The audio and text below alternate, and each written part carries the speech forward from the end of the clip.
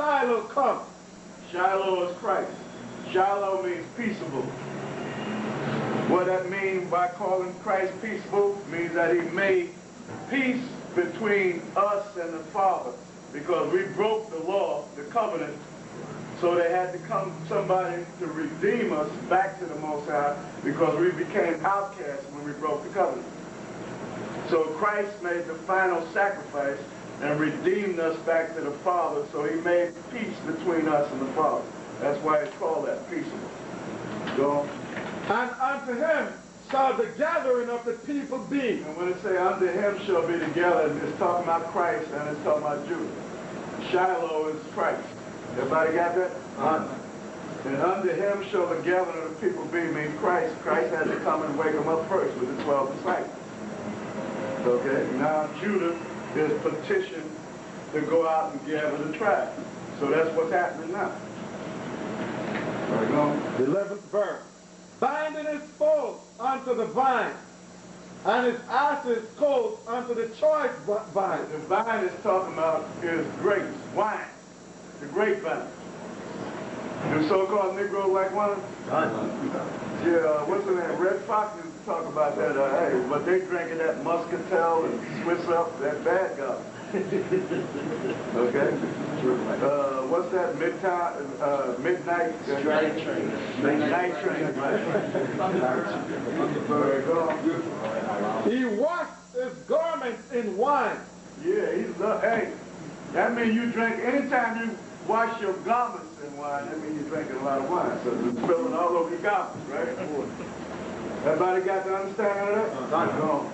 And his clothes in the blood of grapes. And his clothes in the blood of grapes means he spilled a lot of wine on himself. Meaning he drinks a lot of wine. Everybody got the meaning of that? So Judah, the so-called Negro, do drink a lot of wine. Maybe they don't drink much wine like now because they're into what? Crack and all that other stuff. Back there in the 50s and all that, Judah used to drink a lot of wine. That's why Red Fox and all them was talking about that. That's why, what's his name? Richard Pryor. When he's doing the thing, got the imaginary wine bottle in his hand. There we go. The 12th verse. His eyes shall be red with wine. Meaning like a lot of wine. And it's also talking about Christ with like a lot of wine. Everybody got that? And that's telling you why his eyes were red. When you go and you read that his eyes were red. In Revelation. Everybody got that? Go on. And his teeth white with milk. They used to have them signs down south. Now, I don't think any of y'all know about that. Where they had Jake on the sign and you can see the white eyes and you see the teeth. Yeah, sample. White. Sample. Okay. Oh, you saw them, right? Yeah. They're sitting on these boats and everything. Sometimes they have just his eyes and his teeth and a big old slice of watermelon with a bite. The 13th verse. Zebulun shall dwell at the haven of the sea. Now we down to the tribe of Zebulun. We got Judah. Judah is who? Reuben is who? Simeon is who? Levi is who? Okay. Now start again. Reuben is who? Simeon is who? Dominican is what? Of Indian descent and Negro descent. Listen good. Of Indian father and Negro father. So you can understand. Levi is who? Okay, Judah is who? And where is he located at? America. What part of America? North America. Okay, remember that, because this is all called the America. All right, Zebulun. Come on. Read it again. Genesis 49, chapter the 13th verse. Zebulun shall dwell at the haven of the sea. So it's giving you where Zebulun shall be in the last days. What is this we living in? Last days. Okay. It say that Zebulun in the last days would be for a haven of ships. That's Panama. Panama is for a haven of ships. That's why the Panama Canal was through there. Everybody got that? So from Guatemala to Panama, that whole strip of the land going down to Panama, not just Panama, from Guatemala to Panama, is located the tribe of who? Everybody got that? Not just the Panamanians. It goes from Guatemala to Panama. Now I have the map in here with me. I don't know where it's at. Anyway, go ahead. And he shall be for an haven of ships. And he shall be for a haven of ships. Do ships go through Panama? Read. And his border shall be unto Zidon. So in ancient time, he was along the borders of Palestine. So now in modern time, he's where? He's down at the borders down there. They're going through. Okay? Between North and South America, right? All right. Next. Come on. The 14th verse. Issachar is a strong ass, couching down between two burdens. And this is beautiful because they got on the banners in Mexico a burro loaded down with a whole lot of burdens. A whole lot of bundles on top of his back. Y'all seen that? Read the statement again. Issachar is a strong ass, couching down between two burdens. So Issachar is the Mexicans of Indian descent.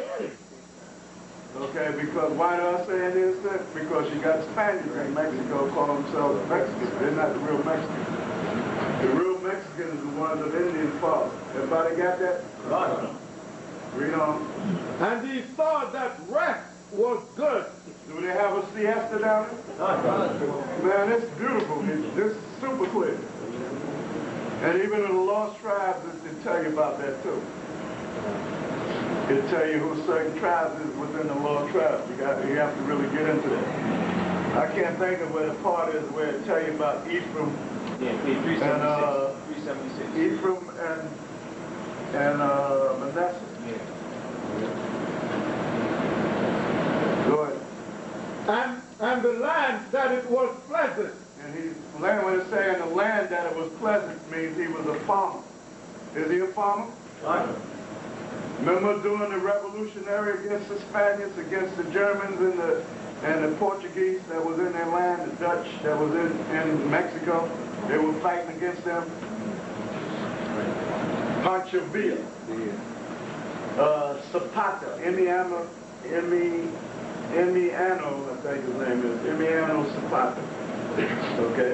They made a movie about that, Zapata, Viva Zapata with Marlon Brando. And they darkened him up to make the movie, because he's supposed to be Indian. They darkened him up. How many of you saw that movie? Okay? That's a true story. Very long. And bowed his shoulder to bear. And he bowed his shoulder to bear the land. He became a farmer, because that's what they were. No? And became a servant unto tribute. And he became a servant unto who? Tribute. So who was making him pay tribute? The Spaniards, the Dutch, and the Germans that was in there was making him pay tribute. And then he rebelled against them. That's Pancho Villa and all of that, and Viva Zapata and so on.